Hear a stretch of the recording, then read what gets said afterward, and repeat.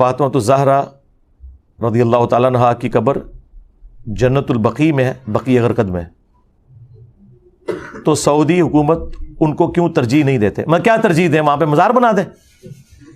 یعنی نبی علیہ السلام کی 3 بیٹیاں اور بھی دفن ہیں، ان کے مزار بنائیں جو نبی علیہ السلام نے خود نہیں بنائے تھے، یہ کام کریں۔ اور سب سے افضل ترین پرسنالٹیز میں سے ایک حضور کا بیٹا ابراہیم بن محمد علیہ السلام، وہ دفن ہے، ان کا مزار حضور نے نہیں بنایا، تو اب یہ پیچھے والے کیا حضرت فاطمہ کا مزار بنائے وہاں پہ؟ نبی علیہ السلام کی مخالفت کریں، قبروں پہ عمارت بنا دیں، جو مسلم شریف میں حدیث ہے، تو میں منع کرتا ہوں قبروں کو پکا کرنے سے، ان پہ عمارت بنانے سے اور ان پہ بیٹھنے سے۔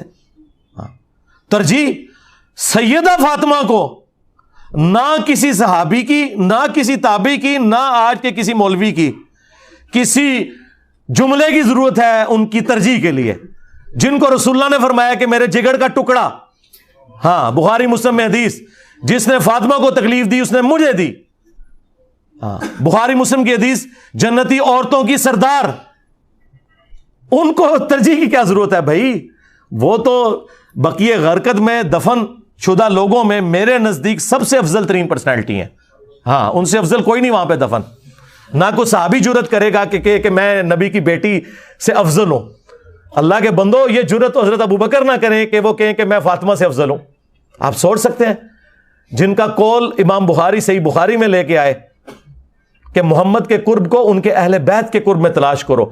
جو ابو بکر اپنی بزرگی کی خاطر، اپنی بزرگی حاصل کرنے کے لیے لوگوں کو یہ مشورہ دے رہے ہیں کہ حضور کے گھر والوں کے ساتھ ہو جاؤ، حضور تم سے خوش ہو جائیں گے، اور گھر والوں میں افضل ترین پرسنالٹی سیدہ فاطمہ، اور اس حضرت ابوبکر کے قول کو امام بخاری نے حسن و حسین کے چیپٹر میں لیا، امہات المومنین کے چیپٹر میں نہیں لیا، تاکہ ناسبیوں کا رد ہو کہ یہاں آل محمد سے مراد، اہل بیت رسول سے مراد نبی علیہ السلام کی اولاد ہے، اگرچہ امہات المومنین بھی آل رسول ہیں، ان کے آل رسول ہونے کا انکار کرنے والا بدبخت ہے، گمراہ ہے، خبیث ہے، لیکن جو اہل بیت والا یہ معاملہ ہے وہ آپ دیکھ لیں، مشکات میں بھی آپ 30 جلد کھولیں، حضور کی بیویوں کا چیپٹر الگ ہے، اہل بیت کا چیپٹر الگ ہے، ہاں یہ والا معاملہ بالکل ڈیفرنٹ ہے۔